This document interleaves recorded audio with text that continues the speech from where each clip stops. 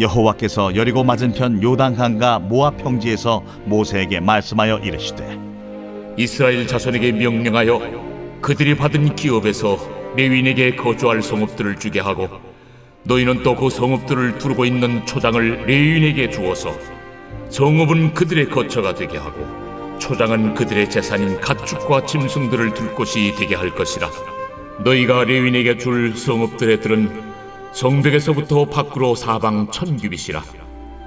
성을 중앙에 두고 성 밖 동쪽으로 2000규빗, 남쪽으로 2000규빗, 서쪽으로 2000규빗, 북쪽으로 2000규빗을 측량할지니 이는 그들의 성읍에 들이며 너희가 레위인에게 줄 성읍은 살인자들이 피하게 할 도피성으로 6성읍이요 그 외에 42성읍이라. 너희가 레위인에게 모두 48성읍을 주고 그 초장도 함께 주되 너희가 이스라엘 자손의 소유에서 레위인에게 너희가 성읍을 줄 때 많이 받은 자에게서는 많이 떼어서 주고 적게 받은 자에게서는 적게 떼어 줄 것이라. 각기 받은 기업을 따라서 그 성읍들을 레위인에게 줄지니라. 여호와께서 또 모세에게 말씀하여 이르시되 이스라엘 자손에게 말하여 그들에게 이르라. 너희가 요단강을 건너 가나안 땅에 들어가거든 너희를 위하여 성읍을 도피성으로 정하여 부지 중에 살인한 자가 그리로 피하게 하라. 이는 너희가 복수할 자에게서 도피하는 성을 삼아 살인자가 회중 앞에 서서 판결을 받기까지 죽지 않게 하기 위함이니라. 너희가 줄 성읍 중에 6을 도피성이 되게 하되 세 성읍은 요단 이쪽에 두고 세 성읍은 가나안 땅에 두어 도피성이 되게 하라. 이 6성읍은 이스라엘 자손과 타국인과 이스라엘 중에 거류하는 자의 도피성이 되리니 부지 중에 살인한 모든 자가 그리로 도피할 수 있으리라.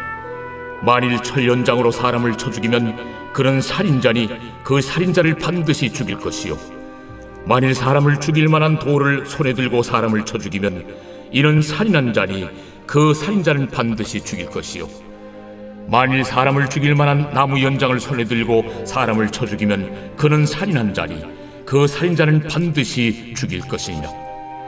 피를 보복하는 자는 그 살인한 자를 자신이 죽일 것이니 그를 만나면 죽일 것이요 만일 미워하는 까닭에 밀쳐 죽이거나 기회를 엿보아 무엇을 던져 죽이거나 악의를 가지고 손으로 쳐 죽이면 그 친자는 반드시 죽일 것이니 이는 살인하였음이라.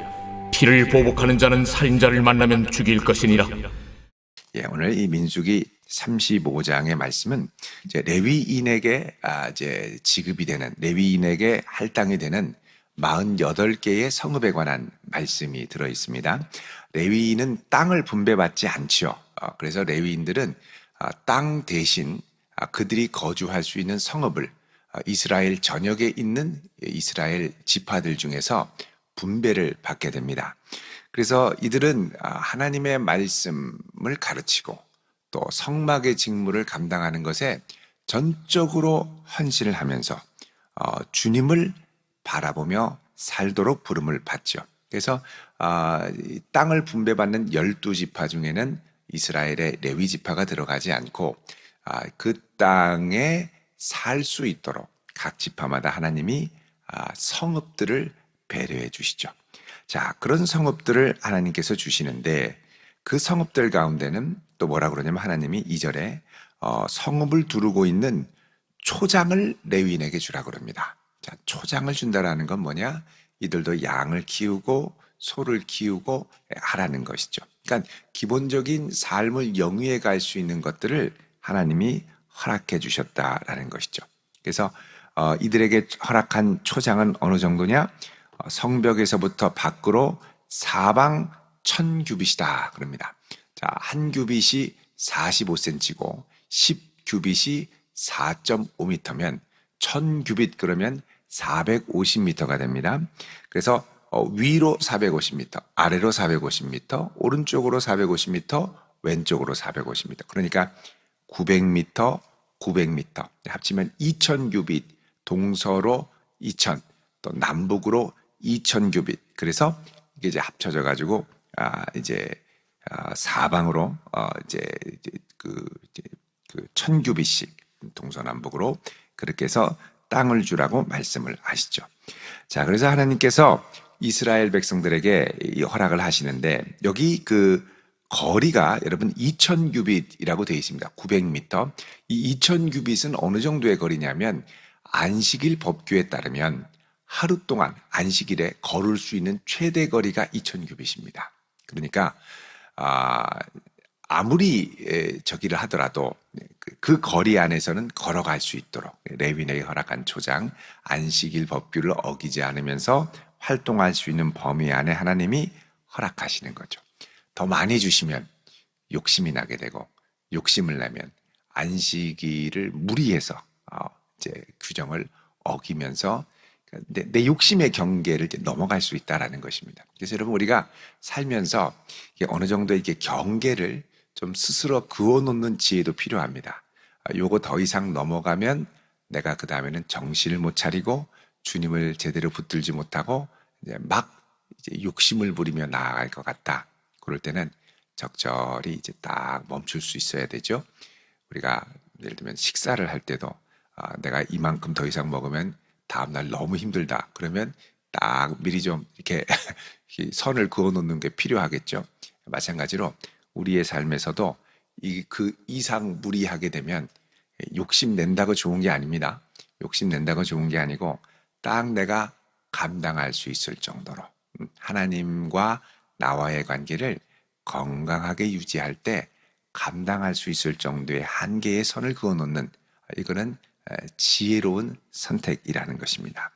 자, 그래서 하나님께서 이 레위인들에게 성읍을 주시는데 좀 독특한 것이 있습니다. 그 뭐냐면 6절에 레위인에게 성읍을 주는데 그 중에서 살인자들이 피하게 할 도피성으로 6성읍을 주고 그리고 그 외에 42성읍을 주어라. 그래서 6성읍 더하기 42 모두 48개의 성읍이 됩니다.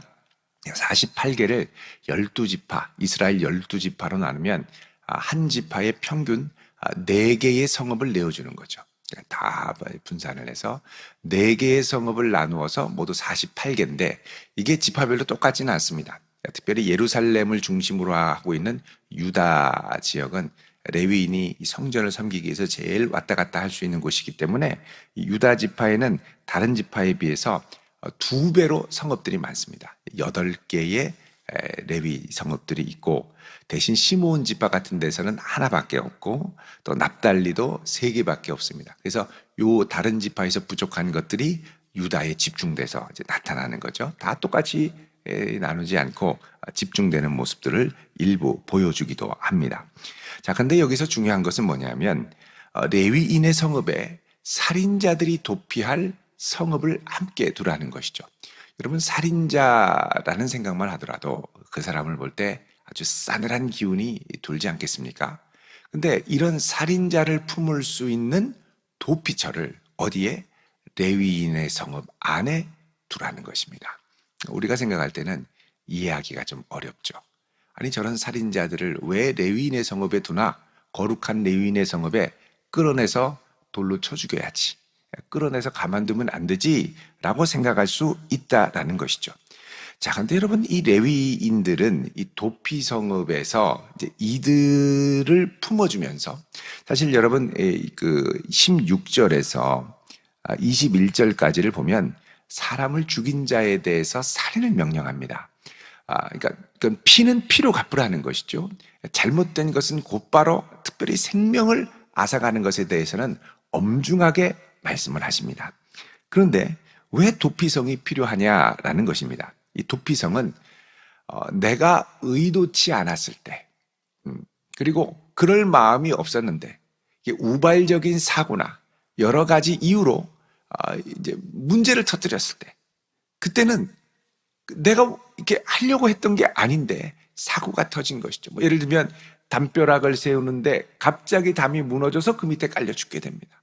뭘 하나를 싹 씌웠더니 하필이면 거기서 위에서 이렇게 두었던 돌 무더기들이 떨어져 가지고 또 죽게 되죠. 이럴 때는 나의 이 의로움을 뭐 이렇게 변호를 해야 되는데 이미 사람이 죽고 나니까 통곡 소리 나죠. 힘들죠. 그러니까 어떤 변명과 핑계도 통하지 않는 분위기가 될 수 있더라는 겁니다. 그때는 일단 도피성으로 몸을 피하라는 것이죠.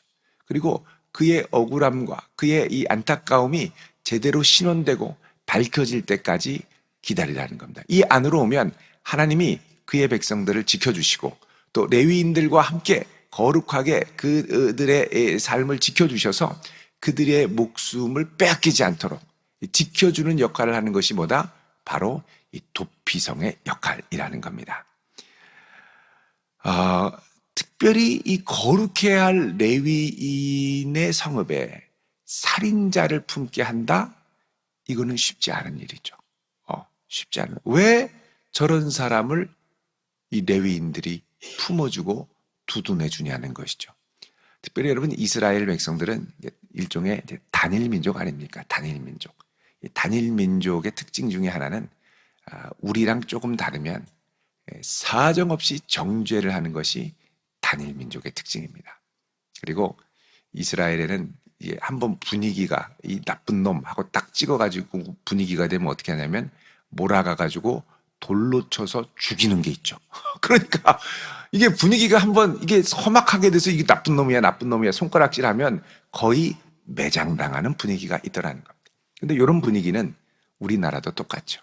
뭐 누가 좀 잘못해서 좀 이렇게 뭐가 문제가 생기면 그 다음에 한두 명이 손가락질하면 그 다음에는 돌 던지는 분위기가 되고 돌 던지는 분위기가 되면 그 다음에는 매장당하는 분위기가 된다는 겁니다. 그래서 이 거룩한 땅, 그죠? 하나님이 허락하신 약속의 땅, 이 거룩한 땅에 피를 흘리면 안 되는 건데 어쩔 수 없이 자기가 원치 않게 피를 흘리게 됐을 때 그를 과연 그 땅에서 제거하는 것이 옳으냐? 아니면 그를 품어주며 기다리며 바른 것이 무엇인지가 잘 밝혀질 때까지 기다리는 것이 좋으냐? 라고 할 때 하나님께서는 그 땅에 신속하게 피를 흘리기보다는 이들이 당한 어려움들이 충분히 이해될 때까지 이들을 품어줄 수 있는 도피성을 만들기로 작정을 하십니다. 도피성은 참 놀라운 제도입니다. 모두가 하나같이 나쁘다고 할 때 그를 품어주고 위로해 줄 수 있는 성읍이 존재한다는 것. 그것만으로도 이스라엘의 이 죄성을 방지하고 하나님의 은총으로 그의 백성들을 돌볼 수 있는 놀라운 은총의 선물이 이 가운데 있다는 것을 우리가 알 수가 있죠. 여러분, 사람이 실수할 수 있습니다. 또 잘못할 수 있죠. 근데 이게 이제 이해가 되고 좀 품어주면 좋은데 이런 말을 하죠. 왜 저러는지 모르겠어. 저 사람은 왜 저러는지 모르겠어. 모르겠으면 정죄해야 되는 겁니다. 이해가 안 가면 돌을 던져야 되죠. 그런데 심판을 보류하고 하나님의 의로우신 심판에 맡기며 기다릴 수 있도록 하는 이 믿음, 이것을 실천하는 것이 바로 도피성이라는 겁니다. 그래서 여기 보면 9절, 10절에 보면 하나님이 모세에게 말씀을 하시죠. 이스라엘 자손에게 말하기를 너희가 요단강을 건너 가나안 땅에 들어가거든, 약속의 땅에 들어가거든 너희를 위하여 성읍을 도피성으로 정하여 부지 중에 살인한 자가 그리로 피하게 하라. 그래서 부지 중에 살인해서 다시 내가 그걸로 죽임을 당하면 억울하게 또 죽을 수 있다는 것이죠. 그러니까 하나님께서는 억울한 죽음을 경고하시는 겁니다. 그렇게 하지 않도록. 12절에 이는 너희가 복수할 자에게서 도피하는 성을 삼아 살인자가 회중 앞에서 판결을 받기까지 죽지 않게 하려 함이라. 즉석 판결 말고 공의롭게 제대로 모든 걸 알아볼 때까지 기다리라는 것이죠. 13절에 너희가 줄 성읍 중에 6을 도피성이 되게 하되 세 성읍은 요단 이쪽, 세 성읍은 가나안 땅에 두어 도피성이 되게 하라. 자, 이스라엘 백성들이 약속의 땅에 들어갈 때 요단 동편에는 므낫세 반지파가 있었죠. 그리고 그 안에 들어갔을 때는 약속의 땅 가나안에는 이스라엘의 9지파 반이 있었습니다. 그러니까 이 양쪽의 도피성을 3개씩 두라는 겁니다. 북쪽, 중간, 남쪽, 동서, 골고루. 이게 무슨 말이냐면 억울한 일이 있을 때 도망가다가 잡혀서 죽이면 안 된단 말이죠. 그러니까 억울한 일이 있을 때 즉각 그 근처에 있는 도피성으로 빨리빨리 도망가서 이제 목숨을 부지할 수 있도록 도우라는 것이죠. 15절에 이 6성읍은 이스라엘 자손과 타국인과 이스라엘 중에 거류하는 자의 도피성이 되리니 부지 중에 살인한 모든 자가 그리로 도피할 수 있으리라 그럽니다. 여러분, 교회는 죄인들이 모인 곳입니다.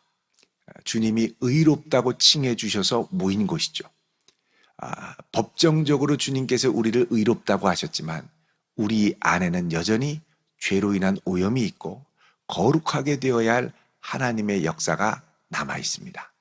그러다 보니 우리 안에 있는 죄성으로 우리도 모르게, 때로는 우발적으로, 때로는 나도 모르게 다른 이들에게 아주 큰 잘못과 실수를 할 때가 있죠. 상처도 주고 아프게도 하고. 여러분, 그럴 때 우리가 하나같이 한 마음이 돼서 그 사람의 사정을 듣기도 전에 다른 이들의 말만 듣고 그 사람을 매장해버리거나 아주 나쁜 사람으로만 막 싸잡아서 몰아간다면 여러분, 그것은 이 도피성의 정신에 많이 어긋나는 부분입니다. 교회는 도피성이 있어야 돼요. 모두가 힘들고 어려워 할 때 누군가의 피할 수 있는 도피성과 같은 안식처가 있어야 한다는 겁니다. 여러분, 특별히 교회가 장소가 아닌 사람들의 모임, 구원받은 사람들의 모임이라면 교회 구석구석에는 도피성과 같은 역할을 하는 성도들이 있어야 됩니다. 성숙한 성도들이 있어야 됩니다. 정말 억울하고 정말 힘들고 정말 너무너무 괴로운데 사람들이 하나같이 나를 이상한 사람으로 몰아가고 이상한 사람처럼 정죄할 때 그를 품어주고 이해하고 괜찮다고 하고 기도해주고 그의 사정을 들어주면서 이해하도록 노력할 수 있는 도피성과 같은 성도들이 있어야 됩니다. 이런 성도가 많을 때 그 교회에 주님의 은총과 사랑이 그리고 하나됨이 계속해서 지켜질 수 있죠. 극단적으로 가면 교회가 깨집니다. 분열돼요. 그런 사람은 나는 이해할 수 없다. 그 사람이 나가든지 내가 나가든지 그러니까 교회가 쪼개지는 거죠. 여러분, 도피성과 같은 역할을 할 수 있는 사람이 누구겠습니까? 이 도피성과 같은 역할을 할 수 있는 사람은 예수님을 도피성으로 만난 사람이 할 수가 있습니다. 여러분, 요한복음 8장에 보면 예수님께서 사람들이 하나같이 모여서 돌을 던져 죽이려고 했던 범죄하다가 간음하다가 현장에서 잡힌 여인이 등장을 하죠. 여러분, 한번 보겠습니다. 요한복음 8장. 요한복음 8장.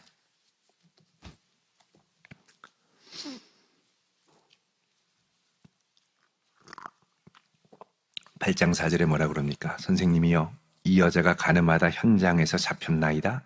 5절에 모세는 율법에 이러한 여자를 돌로 치라 명하였거니와 선생은 어떻게 말하겠나이까?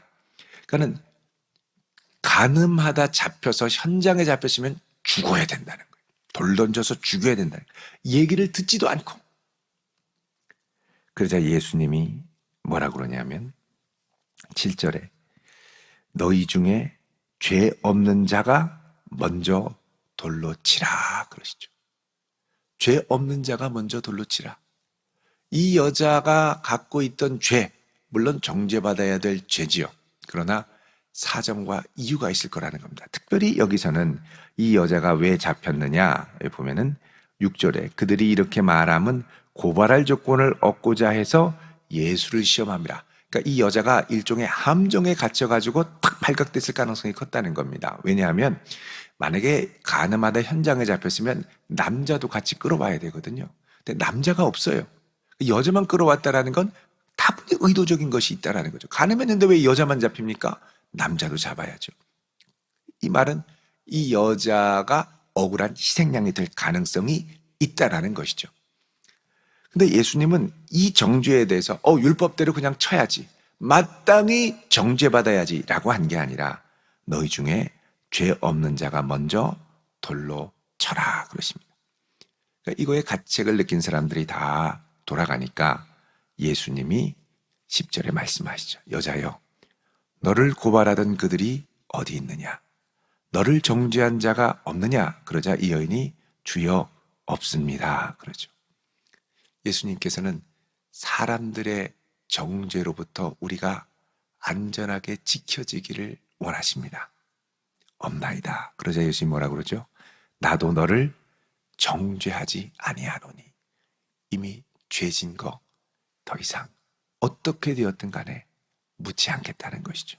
단 가서 다시는 죄를 범하지 말라 그러십니다. 그러니까 이 여인은 예수님을 도피성으로 만난 여인이에요. 예수님을 도피성으로 만난 거죠.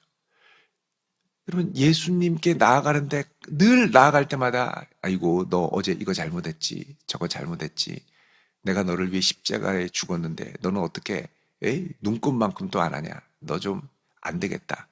예수님이 그러시지 않는다는 것이죠. 우리가 예수님께 나아갈 수 있는 이유는 예수님이 우리의 도피성이 되어주시기 때문에 그렇습니다. 여러분, 나는 성도들에게 도피성이 되어주고 있습니까? 아니면 정죄하는 무리와 같은 역할을 하고 있습니까? 특별히 이 도피성의 역할을 교회가 잘 감당해야 되고, 성숙한 성도일수록 이런 도피성의 역할, 품어주는 역할, 정죄하지 않고 같이 울어주며 기도할 수 있는 사람들이 많이 필요하게 되는데, 여러분 특별히 이때 입술을 조심할 수 있기를 바랍니다. 함부로 말을 옮기면 안 돼요. 잘못 옮겼다가 온 주변이 불바다가 됩니다. 정죄의 불바다, 분노의 불바다. 그래서 우리 입술을 잘 지키며 품어줄 수 있는 도피성. 도피성에 가면 왜 저렇게 왔대? 저거 죽어야 되는데, 그런 말을 하는 사람이 없죠. 레위인들이 품어주는 겁니다. 제사장들이 품어주는 거죠. 신약시대의 우리는 모두 다 거룩한 제사장, 왕 같은 제사장으로 부름받은 사람들입니다. 이런 우리가 해야 할 이 시대의 정말 중요한 사명 중에 하나는 누군가가 어깨를 기대며 흐느껴 울고 싶을 때 그들의 도피성이 되어주는 겁니다. 누군가가 그렇다더라 하는 말만 듣고 함께 휩쓸려 판단하지 말고 양쪽의 말을 다 듣고 기도하며 품어주고 정죄하기보다는 용기를 내어 하나님 앞에 나아갈 수 있도록 도와주는 역할. 여러분, 이 역할을 할 수 있는 귀한 도피성과 같은 성도들이 우리 대전도안교회에 많이 세워질 수 있기를 주님의 이름으로 축원드립니다. 기도하겠습니다. 거룩하신 아버지 하나님, 약속의 땅 안에서도 살인이 일어날 수 있고, 약속의 땅 안에서도 따가운 정죄의 눈초리가 있고, 비난하는 욕설과 비방이 난무할 수 있지만, 그 가운데 주님께서 도피성을 허락하시고 그 도피성을 통하여 지치고 상한 영혼들이 피할 수 있는 쉼터를 허락하심을 저희들이 묵상했습니다. 수고하고 무거운 짐진 자들아, 다 내게로 오라. 내가 너희를 쉬게 하리라 말씀하신 주님. 저희도 도피성 되신 주님을 깊이 만나게 하시고, 또 교회 안에 누군가를 위하여 푹 쉬며 어깨를 기댈 수 있는 그런 도피성이 되어줄 수 있도록 은혜를 더하여 주옵소서. 누군가를 비방하며 함께 정죄하며 몰아가기보다는 내가 먼저 그들의 도피성이 되어주며 그들을 보호할 수 있는 성도로 성숙하게 하시고, 주님께서 우리에게 주신 한없는 십자가의 은총을 묵상하며 날마다 그리스도 예수를 닮아가는 하나님의 백성으로 서게 하여 주시옵소서. 오늘 이 아침 주님 앞에 감사의 예물을 드립니다.